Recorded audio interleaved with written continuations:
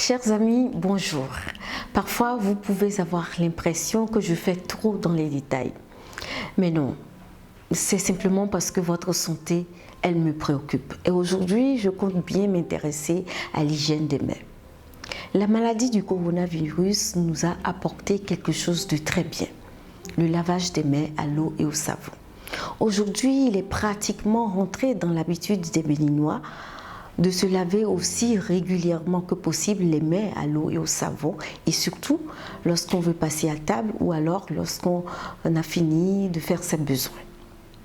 C'est une belle pratique, une pratique fabuleuse qui devrait d'ailleurs nous éloigner des autres maladies diarrhéiques que sont le choléra, la fièvre typhoïde, pour ne citer que celle-là. Mais malheureusement, il s'est quand même glissé un vice dans ce processus de lavage des mains. La maladie du coronavirus est une maladie assez grave dont il faut absolument se préserver grâce aux mesures barrières, dont le lavage des mains à l'eau et au savon. Mais ce n'est pas pour autant qu'il faut croire que c'est plus ingénieux d'utiliser un mélange d'eau, de savon et d'eau de javel pour espérer détruire le coronavirus. Non, quand vous faites de cette manière-là, vous n'arrivez en fait qu'à laisser des traces de détergent sur vos mains parce que vous n'avez pas une autre source d'eau propre pour vous rincer abondamment les mains. Ces traces de détergent qui restent sur vos mains finissent par s'accumuler dans votre organisme et vous exposer à ce qu'on appelle l'intoxication chimique.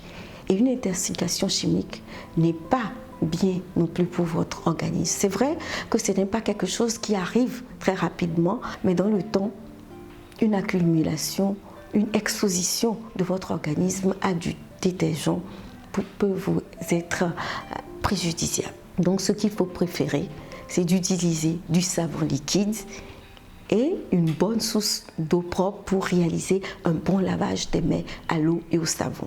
Mais si de façon extraordinaire, vous préférez avoir une seule solution devant votre maison, devant votre magasin, devant votre boutique, devant la banque, à ce moment, il faut utiliser de l'eau chlorée à 0,05%.